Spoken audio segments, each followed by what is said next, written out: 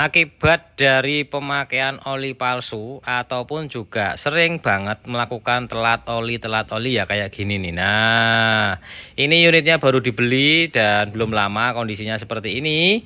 Jadi pemilik sebelumnya mungkin yang kurang perawatan untuk penggantian oli. Tapi ini kita akan usahakan tanpa melakukan pembongkaran mesin. Kita hanya bersihkan aja ya. Suzuki Splash datang ke sini dengan sudah membawa spare part yang rada-rada salah spare partnya pembeliannya, tapi oke aja, kita bisa lakukan penggantian walaupun agak mubazir juga beli spare partnya. Ini kita setelah buka cover palepnya kita ketahuan olinya itu berkerak. Nah, berkerak itu seperti apa? Seperti ini. Aduh ya Allah. Ini namanya berkerak toh. Nah seperti ini. Ini kalau jatuh ke bawah ini kan sangat bisa membuntui saluran oli dan sangat bahaya. Dan biasanya oli yang seperti ini karena oli palsu bisa. Terus berikutnya karena lama penggantian oli juga bisa. Tapi kebanyakan itu karena oli palsu. Nah, penanganannya seperti apa? Ini kita ambil yang bisa kita ambil. Terus kita bersihkan yang bisa kita bersihkan. Selanjutnya untuk penggantian olinya saya harapkan nanti beliaunya itu pakai engine plus. Jadi biar kerak-keraknya itu enggak terlalu banyak lagi. Jadi mengurangi yang namanya kerak-keraknya. Oh no, ceritanya. Nah ini kayak gini nih. Nah ini covernya ya nih. Tuh. Kalau covernya ini ngilanginnya ya cuma gini-gini aja sih. Tuh. Banyak nih. Kita dapat banyak nih ya. Nah, jadi buat teman-teman semua, itu kalau masalah oli itu tolong diperhatikan, olinya itu wajib ori dan penggantiannya nggak boleh terlalu lama. Biasanya ya oli yang berkerak ini akibat dari oli palsu yang pertama dan penggantian yang terlalu lama. Nih jadinya seperti ini tuh. Nah, nih kita ambil nih. Di covernya aja yang aman tuh. Tuh. Olinya banyak banget. Keraknya yang sudah jadi kerak ya olinya ya tuh. Wow. Ini tinggal pakai roti tawar udah selai coklatnya sudah banyak ini.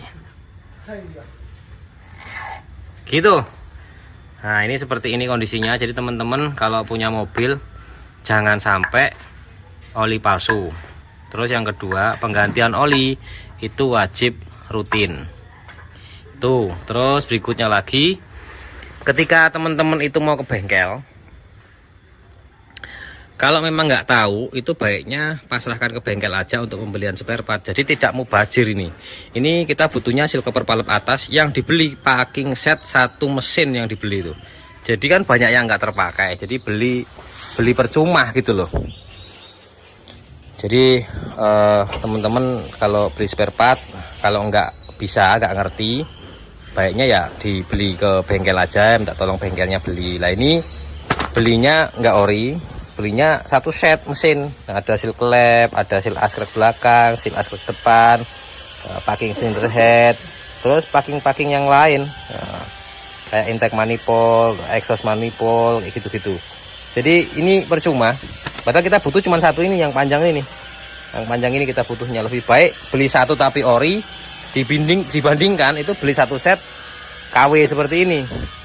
Gitu. Jadi mubazir gitu. Jadi gitu, ini mesinnya memang belum pernah bongkaran ya, masih ada contengan-contengannya, tapi keraknya ya lumayan keraknya.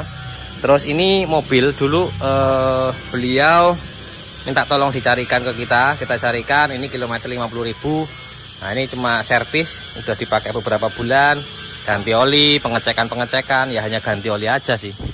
Ini kondisinya seperti ini. Oh. Kilometer sih masih rendah mobilnya. Tuh. Nah kalau yang Veloz itu ada kendala, kadang-kadang tiba-tiba mati sendiri, tapi belum ketemu penyakitnya dari mana karena di scan tuh nggak ada kerusakan. Terus kita tes tadi itu sekitar 25 kilo nggak mati juga, padahal ngetesnya sama beliau yang punya. Kata yang punya itu kadang-kadang mati mas, kadang 5 kali 3 kali tiba-tiba mesinnya mati, terus starter hidup lagi, jalan lagi, nanti tiba-tiba mati lagi. Tapi tadi kita udah tes 25 kilo 1 jam itu nggak mati-mati. Nah ini R3 dari Jogja, Klaten. Beliau rumahnya Klaten tapi platnya Jogja. Ngono ceritanya. Ini kaki-kaki sudah diperbaiki ke spesial kaki, kita perbaikinya ke sana. Sudah dibongkar sekstirnya dan beberapa teman-temannya. Ini tinggal perbaikan mesin. Mesinnya itu apa aja, bocor kabeh. Gludak-gludak bunyi-bunyi. Terus pas waktu angkatan itu juga geter. Jadi kita mau ganti CV join luar dalam ya.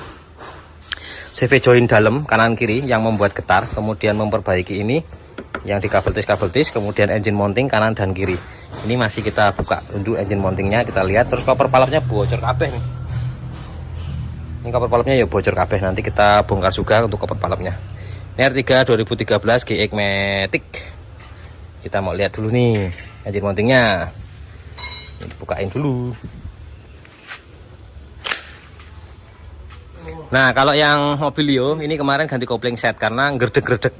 Jadi penggantian koplingnya kemungkinan sih belinya nggak asli ya. Mungkin nggak asli ya, mungkin ya. Karena kondisi sebenarnya belum lama ganti dan gantinya makanya itu cuma separuh. Ini kita lihat nih. Ini koplingnya masih utuh, tebel ya. Nah, tapi makanya cuma yang hitam tok ini. Yang agak ada putihnya ini nggak kemakan, ini hitam kemakan. Jadi kalau pas di kopling setengah itu nah kopling setengah itu pas angkatan ya, gigi 1 angkatan, pas nanjak dikit diangkat tuh gitu geter mesin ya.